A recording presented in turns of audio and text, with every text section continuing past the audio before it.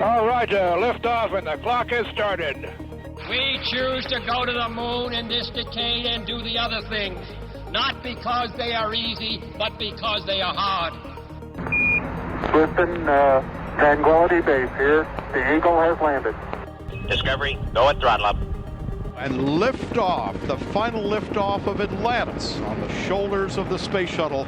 America will continue the dream. This is The Space Shot, episode 388, my conversation with Astroscale COO, Chris Blackerby. I'm John Molnix. This week is the 35th Annual Space Symposium. It's held each year at the beautiful Broadmoor Hotel in Colorado Springs, Colorado. The conversation and speech that you'll hear today is from Chris Blackerby. He's the COO of a company that's looking to solve one of the most pressing issues in spaceflight, and that's the problem of orbital debris. Earlier today, Astroscale announced that they are adding an office in Denver, Colorado. In addition to their office in Denver, they have a presence in Singapore, Japan, and the United Kingdom. The other news from Astroscale today was the announcement of a $30 million extension in its Series D investment round, which brings the total capital raised for the company to $132 million. I'll be sharing some insights and news from the rest of the symposium in a later episode. For now, let's hear from Chris. First up will be my conversation with him, and then I'm also including the audio from his speech at the Space Symposium. Enjoy. So I'm talking with Chris Blackerby. You're the COO of Astroscale. Chris, welcome on the podcast. Thanks, John. Thanks for having me. So for people that are, not watching, you can't watch because this is basically radio. We found a nice quiet little corner here in the Broadmoor to record in. So hopefully there's not too many background echoes or applause. Chris, welcome to the show. Tell me a little bit about yourself and how you got to where you are today. So thanks, John. First of all, thanks for taking the time to chat. It's always good to talk to new audiences about things. For sure. Pretty non-traditional way to get into the aerospace industry. I used to be a history teacher. I taught high school history for a few years after school, and then I moved to Japan, and I lived in Japan for a couple of years, also teaching there. And after being in Japan, I came back to the U.S. and I went to graduate school for international relations, political science. And from there, I got a what's called a Presidential Management Fellowship. So it puts you into a government organization for a couple of years, and you kind of get tracked up onto management level. Okay. And I got mine, and I went out, and I made it. I got accepted, and I found one with NASA. Wow. And I started working with NASA. I always love space, of course. Who doesn't? Exactly. And I started working with NASA on policy and on education and outreach and working with legislative affairs and things. And so I started doing that, and then I got into the international relations aspect of NASA, doing international agreements. I worked with the administrator's office a few times on the NASA Advisory Council, did a lot of stuff traveling internationally and being kind of like a State Department of NASA. Okay. NASA has 3 overseas representatives, one in Tokyo, one in Moscow, and one in Paris. And I got selected to be the attaché in Tokyo. And so back 7 years ago, I moved to Tokyo. And I was the NASA attaché at the U.S. Embassy in Tokyo. So basically monitoring all cooperation that NASA does in Asia. And then after 5 years in that position, I was supposed to go back to the U.S., but I didn't really want to. And I got a job offered by the CEO and founder of Astroscale to come on as COO. Cool. And so I came on about 2 years ago and have been now doing this space debris removal with this venture company for the last 2 years. Well, in your background at NASA, you really have a grasp on how big of an issue it is. Yeah, it is. It's incredible. We always talked about it at NASA. It was always out there. While I was at NASA, 2 of the bigger issues in debris right now, the Chinese ASAT test and the Iridium Cosmos collision, both happened. Obviously creates a real risk for all NASA satellites in space, as well as, of course, the space station. Yeah. So the issue is always really important, but it didn't get a huge amount of attention or budget. There wasn't really a mission that was out there to work on it. And so while it did get a lot of attention and tracking got a lot of attention, there wasn't really a focus on a specific mission to do something about it while I was at NASA. Okay. So, working for Astroscale, then you get to focus on that. I mean, that is your guys' mission. Talk to me a little bit about what your company is doing. There's, the ELSA D Yes. Spacecraft. Talk to the listeners about what's unique about that spacecraft, what's unique about Astroscale's mission. Take as long as you want on that one. Yeah, so I could take a long time, so I'm not sure your listeners have enough time for that.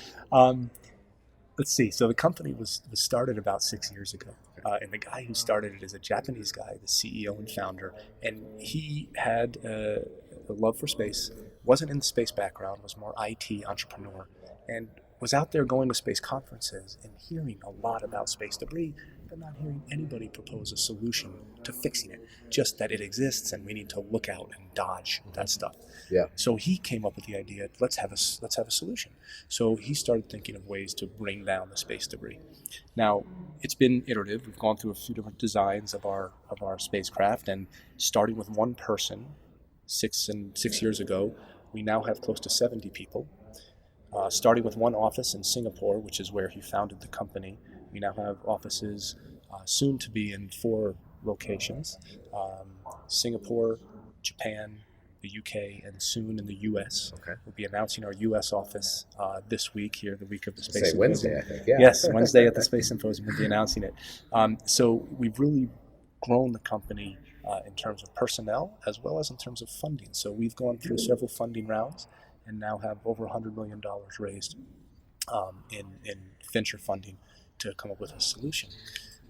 The solution itself is actually, we have to look at 3 different aspects of it. We've got to look at the technology. How are we going to actually do it? It's tough. How do we do that? We're going to look at the policy. Who's making regulations or developing standards that can influence companies and governments to actually do something about the debris issue? And then where's the business case? Who's going to pay for it? Is the government's going to pay for it? Are commercial operators? Are private companies, citizens, international organizations?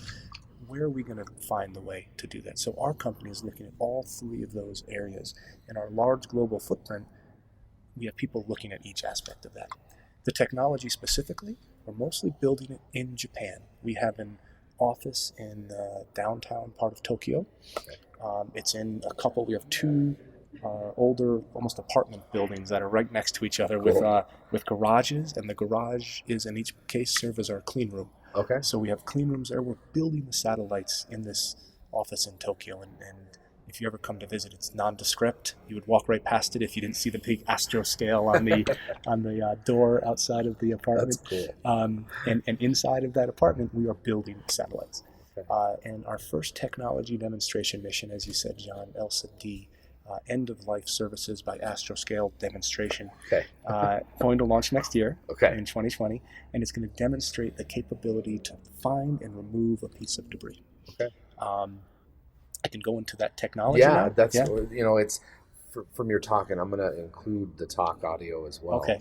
But it sounds like it's a magnetic plate, and talk about the benefits of using that type of system versus like some places I saw, like the Harpoon. Talk a little bit about the pros and cons. Yeah, sure. So what we're proposing first is, I'll tell you about our mission. Our mission, there's going to be a larger satellite, which is our servicing satellite. That's the one that we're going to be using, multiple times as we continue this business. It will be connected to a piece of dummy debris. And so they'll be launched together. They're going to launch up together. When they reach the orbit that we're looking to demonstrate in, they'll separate. And first they'll separate and stay pretty close to each other. And the piece of dummy debris, which is going to be about 15 to 20 kilograms, and the larger servicer is about 170 to 180 or so. Okay. They're going to separate. The servicer will locate the client, the dummy debris, which will have a plate on it. And the plate itself on the dummy debris will not be magnetic. It'll have a ferrous material. So then on the servicing satellite, it will have a magnet. Okay. And then it will go out, find it using optical markers that are on the plate, and using the camera and LiDAR capability on the servicing satellite, find it, attach to it using a magnet. We'll do that 3 different times. The second time, we're going to institute a tumble in the client, the dummy debris. So moving it around, simulating a piece of out of control debris. Sure. The servicer will come up, identify how it's tumbling, synchronize its motions to that of the client, find that ferrous plate with the optical markers. Once it finds it, we'll then attach to it, stabilize. And then the third time, we're going to lose quotes, finger quotes, lose the piece of dummy debris. So then we have to use the on-the-ground and onboard sensors to find it and attach to it. Again, all of these are capabilities that would be used in a mission that a customer may want. As far as other capabilities, we've looked in the past at adhesive technologies, like the Gecko area.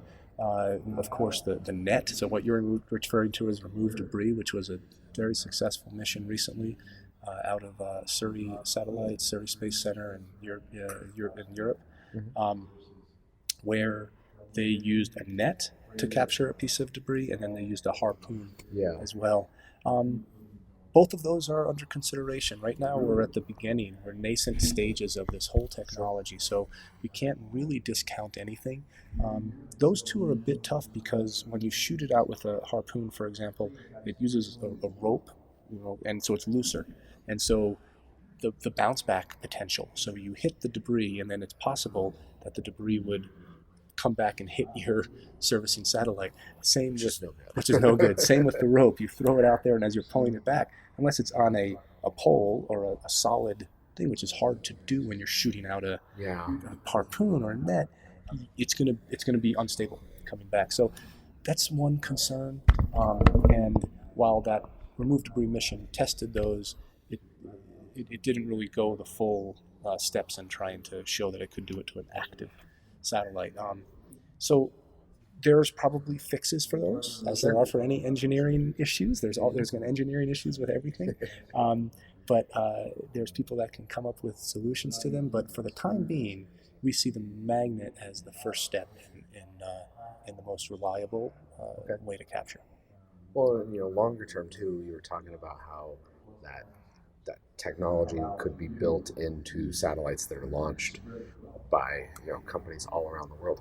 Talk a little bit about what the business case for that too, because there's a lot of money flying around up there, and if an active satellite gets taken out by a piece of old junk, you would think it would be in everyone's interests to work together to try to mitigate that. So talk a little bit about the business case of why that's important. So I'd start by saying business case of any space activity is difficult to close.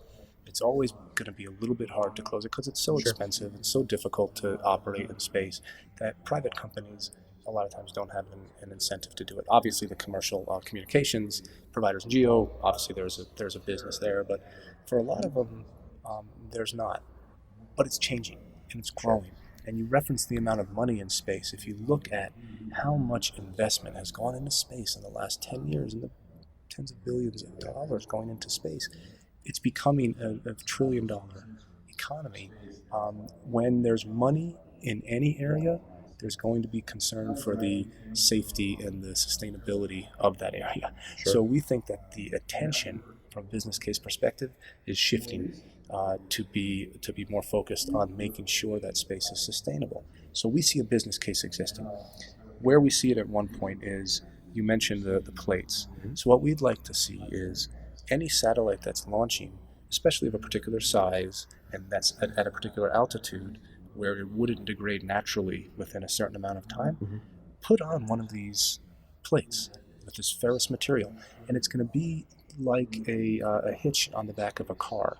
So it's something that makes it easy to grab onto if it fails. So we can be the auto service to go up there and bring this thing out of the way, remove that risk from orbit, and it just makes it easier if there's something on there to connect to. So that's where we see a business case for future satellites, and there's going to be a lot of satellites in the future. If the numbers hold, you're going to be looking at 10 to 15,000 satellites launched in the next 10 years or so. Remember now, from the time of Sputnik until now, there's been about 8,000 satellites. So twice as many has been launched in the last 60-something years are going to be launched in the next 10 to 15. And we already see the orbits crowded. it's going to just be more crowded. And there's going to be, even though reliability is improving, of course, there's going to be certain failures. A certain percentage are going to fail. And if they're above a certain altitude, they're not going to come down for hundreds of years. Yeah. And even satellites that build in the capability to deorbit themselves, if they fail in orbit, then they don't have that capability to deorbit. Sure. So we see that there's more investors who are putting money into this, who are gaining interest in this and saying, yeah, we're willing to pay a little extra to make sure we remove this and it doesn't hinder our business case. Yeah. And then we see governments who are becoming more attuned to the fact that this is an issue, and they're looking to make policy changes, and they're looking to maybe do some R&D and even some missions to go remove some debris. So we see a confluence of positive factors that are driving a business case. Increased attention by the government, increased investment going into space overall, increased usage by people, by us. We use satellites all the time. If it gets harmed, then we're in trouble. Yeah. And then increased interest among businesses to make sure that orbits are sustainable. For so long, the issue of why aren't people addressing this topic, the question that comes up with that, the answer is often space is big and the likelihood of a collision is very low. So why do I really care? Likelihood of a collision is still low, but it's going to happen. There's going to be collisions. And when one happens, the cascading effect of that debris could be catastrophic. And it could be to the point where we aren't able to use the orbits anymore. In the end, it's a serious environmental issue. And we see orbits as a natural resource, and they need to be protected. And the companies and the governments that are utilizing them want to see it protected. We see a business case. Yeah.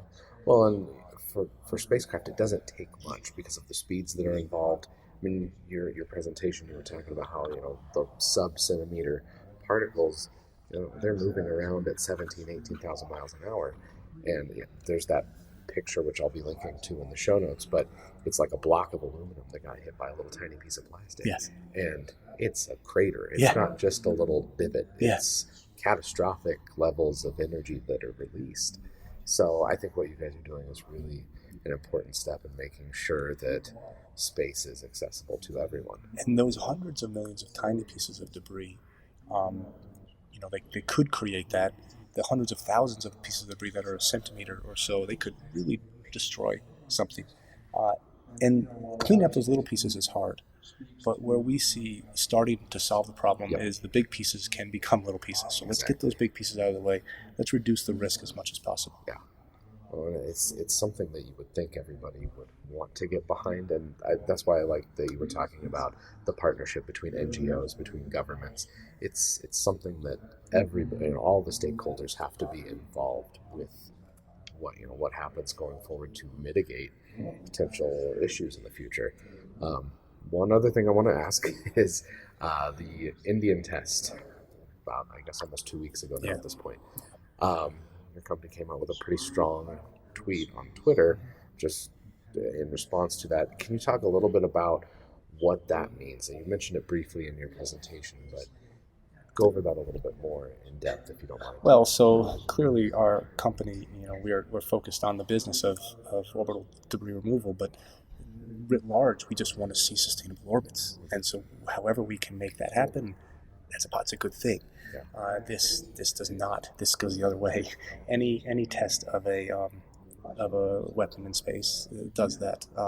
So when you have this anti-satellite test, it was destabilizing from a geopolitical perspective, but from a orbital debris perspective, it's not. It doesn't. It's not good to add more debris to an already debris-filled environment. So now the Indian test was lower. It was about 300 kilometers, so most of that debris will be re-entering the atmosphere naturally within weeks to months. Okay. So the likelihood that it would do any damage is very minimal. It's different than tests that were done at higher altitudes that have left hundreds of pieces of debris in orbit that will be in orbit for a long time, centuries. So in that sense, we're probably not going to be seeing the long-term ill effects from that, but we do want to make a point that anything that adds to the potential destabilized orbits is not good. So. Well, Chris, I think it's a sad but good note to end on. So thank you for coming on the show. Yeah, John, thanks so much for having me, and I hope that your listeners continue to have an interest in the issue. It's a one that we are going to need to address, not just now, but for generations to come. So hopefully there's a lot of interest growing, and we'll be able to find a solution. I think there is. Thank you. Thanks a lot, John. I really enjoyed my conversation with Chris, and I hope to have him on again in the future. The problem of space debris isn't going anywhere, and it's really something that needs to be tackled in the coming decades if we're to continue using space in the way we are now. For the rest of the episode, here's the audio from Chris's talk during one of the tech tracks at the symposium. Enjoy. Thanks, Gabi. You did a good job pronouncing my name, so I'll try and caveat right. So it's not Blackberry, it is Blackerby, unlike many people would say. Thank you. I'll try to keep you guys awake. You should stay awake because there's a serious problem that I think the reason that many of you are here is because you're interested in understanding what the solutions are. When you go to these conferences like here or IAC, usually there's a host of presentations about the details about space debris and what the issue is and why it's a problem, but rarely do you see much in the way of an actual solution. And even more rarely, I think, do you see much in the way of a business case solution. Most of the time, what's being discussed is institutional or academic discussions about how we might solve the problem. What our company, Astroscale, is looking to do is apply a business case to this. It's tough, and I'll talk about that today. But the reason that the Kessler syndrome was posited in the late 70s, and here we are in 2019, and there still isn't a solution coming up on 40 years later, is because it's too hard to do. It's hard to do technically, it's hard to do from a business case, it's hard to do from a policy perspective. And at Astroscale, that's what we're trying to focus on, all of those issues. And so I'll talk about that today as we discuss the company overall. Is there supposed to be question time, Tanya, or is it just 15 minutes? 15 minutes talk and then 5 minutes question? So first, again, not a surprise to anybody in this room, but satellites are essential to our daily lives. To find your way here today, you've used an Uber or you did something that employed a satellite technology. You called your family back home or you made a bank transfer, you were employing satellite technology for the most part. It's just going to get more and more essential to our lives as we see things like IoT and self-driving cars. We know that our use of satellites is only going to increase. It's not going to decrease. And they are an essential part of what we're doing. Again, no surprise, the amount of debris that is in orbit already is significant. You see the oft-used chart here that shows the growth in debris since Sputnik was launched. Right now, depending on which models you're looking at, 20 to 30,000 pieces of debris that's being tracked at 10 centimeters or greater, hundreds of thousands at the centimeter, and then hundreds of millions under a centimeter. So there's a lot of big stuff up there. There are collisions. You see the two big jumps in there. Again, most of you know that first big jump in 2007 was the Chinese ASAT test, an intentional creation of debris. And then the second jump there is the Iridium Cosmos collision, an unintentional creation of debris. So as we've seen, these things can happen. They destabilize geopolitics. They destabilize and make for an unsustainable orbit for utilization of space. So in all these instances, we see that the risks are out there and accidents can happen. So what we're saying is we should be pulling some of these out of the way. And a lot of studies are showing if we even pull a couple of these big objects out of the way over a year, or a couple of times a year, pulling down some of these big upper stage rocket engines or defunct satellites, you're going to significantly reduce the risk of future accidents. So this is all the debris that's already up there. We also know that the amount is only going to grow. This is a sample of some planned constellations. I put a dotted line there about the approximate altitude where natural orbital decay is greater than 25 years. It actually should go a little bit higher, probably. It's closer to 600 to 650 kilometers is the orbit where the natural decay of a satellite or a piece of debris will come back into the Earth's atmosphere within 25 years. Now, that's important because the IADC, the Interagency Debris Coordination Committee, has the general standard, the guideline that any satellite from the time of the end of its operation, should be either deorbited or risen to a graveyard orbit within 25 years. So on this chart, if I even raise that a bit to put it about where Amazon and SpaceX are planning to launch theirs, there's a significant number of satellites being planned with these large constellations, primarily commercial communications constellations, that are going to be above that line. If any of those satellites go defunct, they're not coming down for tens to hundreds to potentially thousands of years, depending on where they are from altitude. So, and some of those will go defunct. We know from history, we know from everything in technology that sometimes things fail. And even if it's a few percent, you're looking at additional tens of hundreds of pieces of debris in orbital planes. So the issue is already significant. The issue is just going to grow. And just a visualization of how our orbit looked in terms of human-made debris in 1957 around September, and how it looks now. And obviously this is a bit of a misleading because it's not as crowded probably as it looks, but all of those are actual debris locations with the GeoBelt and then LEO down below. So the number of rocket launches are only going to increase, the number of satellites is going to increase, the risk of debris is only going to be increased. So we know it's a problem. We know it's a concern, but is there a business case for space debris removal? And that's the question that we're asked all the time. And it comes down to what is the technology, what is the regulation, and who pays for it. And when I talk to my team all the time, I say, if we solve one of these three issues, it doesn't mean we're going to be a successful company. We need to solve all three of these things simultaneously. And that's what we're doing as a company right now. As for Astroscale, our background, founded about 6 years ago on Star Wars Day, I think unintentionally by our founder, but May 4th was our founding day. He's a Japanese, the CEO and founder is a Japanese national. He was living in Singapore at the time of the founding, and so the headquarters was Singapore.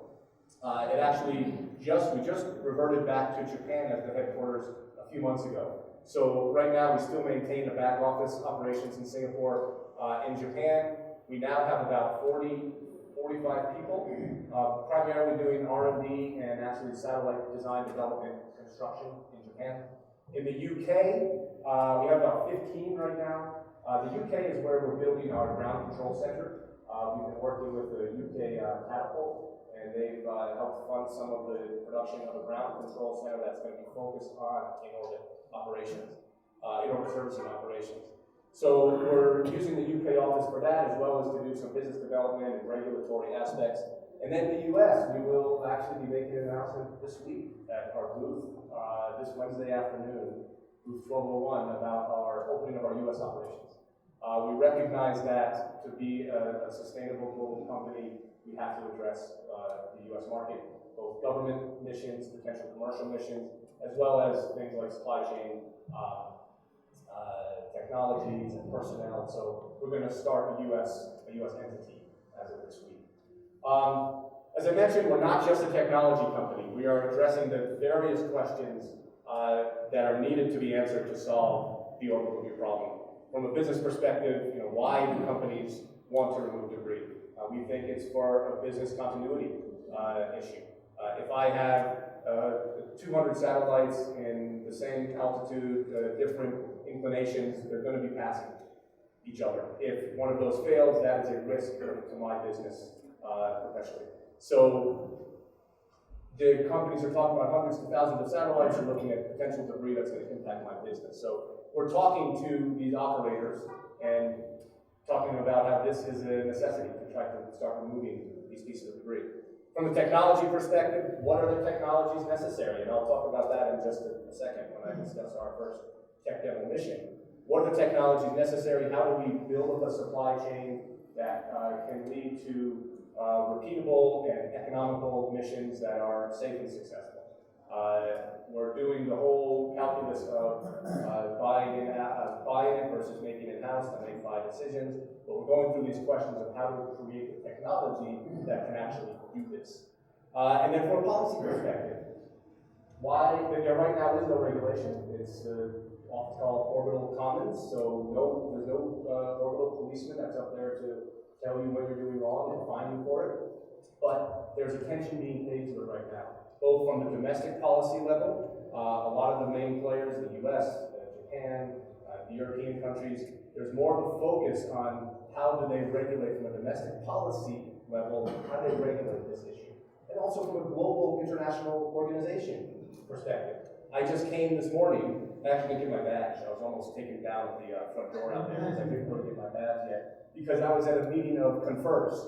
If you guys know Confers, it's a DARPA-funded, Secure World Foundation managed group of private companies that are talking about on-orbit servicing regulations and standards. And we're talking about proposing a set of standards to ISO so that there can be some agreed-to way to perform these missions. So there's international groups. This is an international industry-led group that's talking about how to develop these standards.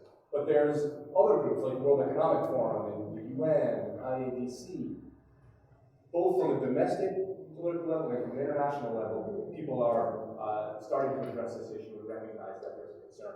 So we as a company are involved in all three of these.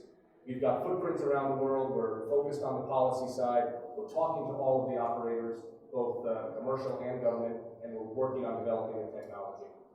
On that third point, our first mission, tech demo mission, is called End of Life Services by Astroscale D, ELSA D.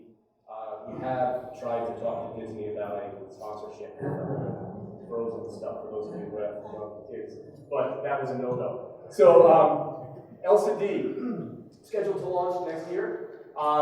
It's going to be the first end-to-end service for deorbiting satellites. There have been other demonstrations done, most recently removed debris, which was great in laying out the policy and some of the technical steps that need to be taken to do this. We think we're going to take it one step further and try to really demonstrate a capability that a customer would want. So all the aspects of this mission, we're going to focus on areas where it can be very customer focused. They can look at this and say, this is something that can apply to my business. So what we're going to do is we're launching 2 satellites together. Again, if you come by our booth 1201, you'll see we have a model, a half-size model of what you see at the bottom left, which is a servicing satellite, the larger one, connected to the client or the target. And so the servicing satellite will have on it, you see the bottom right picture, the extended arm there, where that A is, there will be a magnet.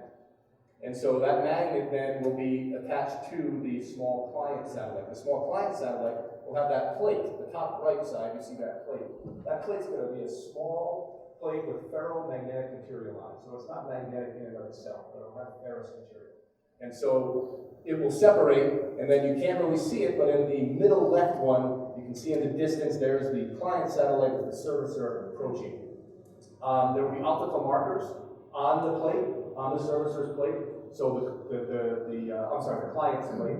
So the servicing satellite, the chasing satellite, will be able to find, identify, locate, and then attach with magnetic docking mechanism.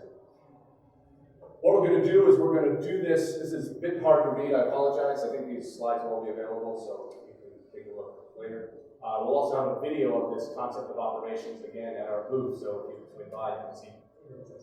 By our booths, you can see that. But we're going to do 3 different demonstrations. The first time we're going to separate and not move. The second time we're going to separate, and then the client will tumble. And we're going to match the tumble of the client with our servicer. And so synchronize the motion, find that plate, and then attach to it and stabilize it. The third time we're going to lose the client. Go a little bit farther away using both ground-based and onboard sensors, find it, and attach to it. So all 3 of those are capabilities that we think a customer would want to employ. In terms of the technologies that we're developing, I won't go through all these, but again, happy to talk after this or later in the week. Primarily, guidance, navigation, and control. The ProxOps capability is going to be essential. The capture technologies, and then the reorbit, deorbit propulsion capabilities to bring it back down again. What I hopefully anticipating some of your questions.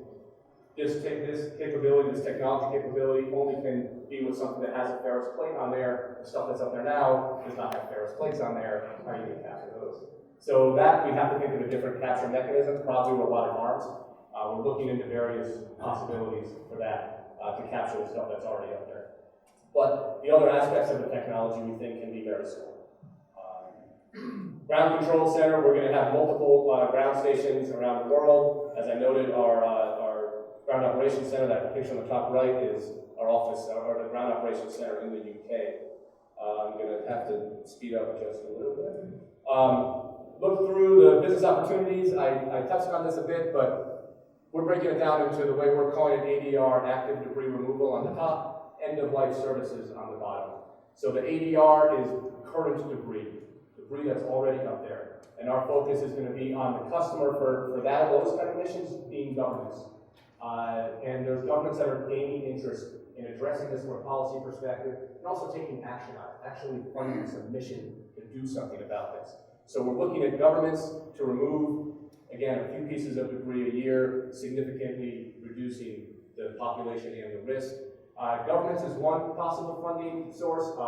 Innovative prizes, prize concepts is a good way to think about it. International organizations. There's various creative ways that we're thinking about structuring the funding for that ADR. For EOL, we're looking at the future debris. So we basically be saying every satellite that launches, particularly those that are going to launch above that dotted line into an orbit that is above the 25-year rule, put on that plane. Prepare yourself. Just like your car has a hitch on the back of your car so that AAA in the US can come and pull the car out of the way, put a docking plate on your satellite. We're AAA Space. We'll come up there and pull your satellite out of the way, remove that risk from that orbit. And so we're talking to the commercial operators to prepare their satellites before they launch. And I'm saying above that outright, and the policy side, which is this last slide, best practices for end of life. There's a lot of discussions now about lowering that number. So not to be 25 years, but 25 years is still a long time to keep a defunct satellite in space. So there's a lot of talk about bringing that number down. As that number gets brought down, that dotted line drops a bit, and then you're going to see more and more of those other companies get in that area where a failure means hundreds of years of debris. We're working again with all of these different operations, private sector, government, non-governmental organizations, to develop these best practices. So we're working on all three of these issues, the technology, the business, and the policy to try to create a sustainable business for sustainable orbits. So with 20 seconds, no, I'm over 20 seconds. Sorry. Anyway, thank you guys very much.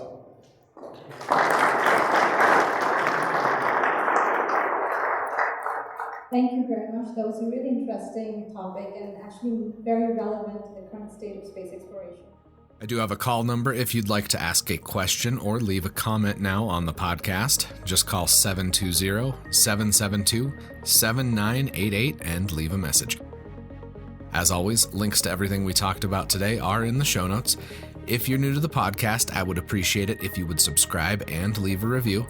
iTunes reviews help more people find out about the show, and they help make sure the podcast reaches as many listeners as possible. Until next time, I'm John Molnix, and I'll catch you on the flip side.